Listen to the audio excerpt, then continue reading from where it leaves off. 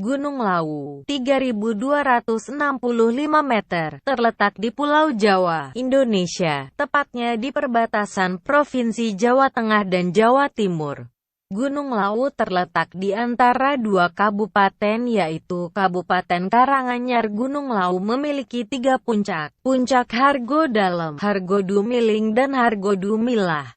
Yang terakhir ini adalah puncak tertinggi. Di lereng gunung ini terdapat sejumlah tempat yang populer sebagai tujuan wisata, terutama di daerah Tawangmangu, Cemorosewu, dan Sarangan agak ke bawah.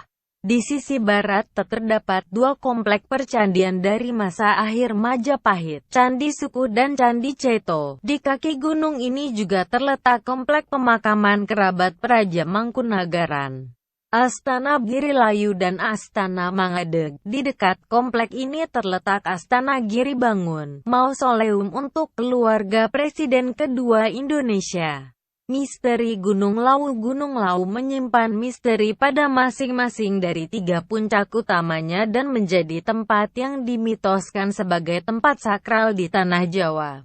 Hargodalam diyakini sebagai tempat pamoksan Prabu Brawijaya Pamungkas. Hargodumiling diyakini sebagai tempat pamoksan Ki Sabdopalon.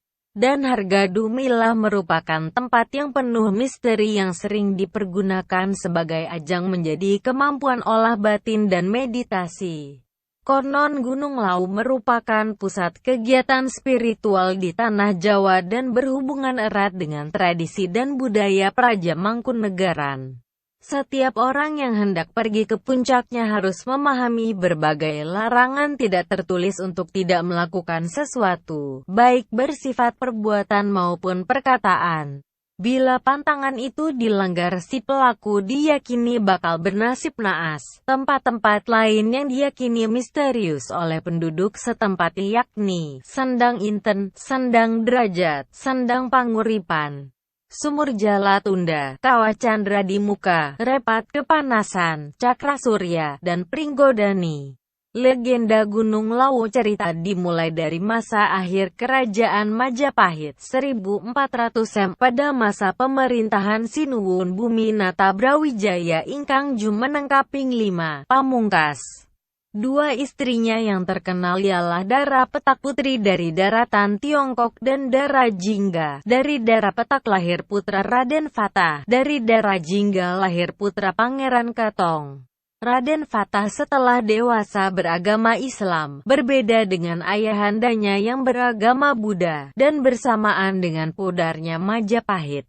Raden Fatah mendirikan kerajaan Demak dengan pusatnya di Gelagahwangi, alun-alun Demak. Melihat kondisi yang demikian itu, masgulah hati sang Prabu, sebagai raja yang bijak. Pada suatu malam, dia pun akhirnya bermeditasi memohon petunjuk Sang Maha Kuasa. Dalam semedinya didapatkannya wangsit yang menyatakan bahwa sudah saatnya cahaya Majapahit memudar dan wahyu Kedaton akan berpindah ke kerajaan Demak. Pada malam itu pula Sang Prabu dengan hanya disertai pemomongnya yang setia Sabdopalon diam-diam meninggalkan keraton dan melanglang praja dan pada akhirnya naik ke puncak Lawu. Sebelum sampai di puncak, dia bertemu dengan dua orang kepala dusun yakni Dipa Menggala dan Wangsa Menggala. Sebagai abdi dalam yang setia, dua orang itu pun tak tega membiarkan tuannya begitu saja. Mereka pun pergi bersama ke puncak Hargodalam. Saat itu Sang Prabu bertitah, "Wahai para abdiku yang setia, sudah saatnya aku harus mundur. Aku harus muksa dan meninggalkan dunia ramai ini." Dipa Menggala, karena kesetiaanmu kuangkat kau menjadi penguasa Gunung Lawu dan membawahi semua makhluk gaib dengan wilayah ke barat hingga wilayah Gunung Merapi, Gunung Merbabu ke timur hingga Gunung Wilis ke selatan hingga pantai selatan, dan ke utara sampai dengan pantai utara dengan gelar Sunan Gunung Lawu, dan kepada Wangsa Menggala, kau kuangkat sebagai patihnya. Dengan gelar Kiai Jalak, tak kuasa menahan gejolak di hatinya, Sabdopalon pun memberanikan diri berkata kepada Sang Prabu, "Bila demikian adanya hamba pun juga pamit berpisah dengan Sang Prabu." Hamba akan naik ke harga Dumiling dan meninggalkan Sang Prabu di sini. Singkat cerita, Sang Prabu Brawijaya pun muksa di harga dalam, dan Sabdo Palon moksa di harga Dumiling. Tinggallah Sunan Lawu sang penguasa gunung dan Kiai Jalak yang karena kesaktian dan kesempurnaan ilmunya kemudian menjadi makhluk gaib yang hingga kini masih setia melaksanakan tugas sesuai amanat Sang Prabu Brawijaya.